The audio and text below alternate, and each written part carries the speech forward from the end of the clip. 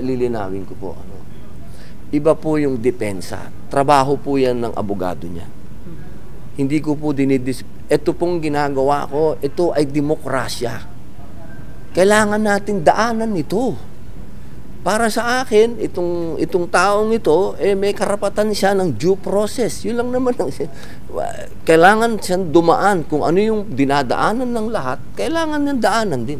Hindi naman po pwede na wala pa tayong judgment na sino ang may kasalanan o kung sino ang may ginawa, kung sino ang nagsasabi ng totoo. Lahat tayo may judgment na. Sayang naman ng binabayad sa atin ng taong bayan. Kaya tayo nandito, proteksyonan ng demokrasya.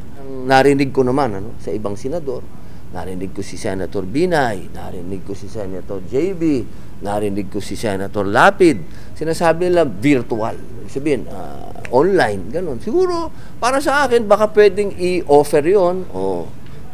Silang dalawa na mag-usap. Kasi hindi ko naman nakakausap si Pastor. Hindi ako abogado ni Pastor. Ako isang senador na pinaiiral ko kung anong nasa procedure ng rules ng Senate. Sir, bakit po nasabi niyo na pag-iinitan? Totoo naman. Bihira.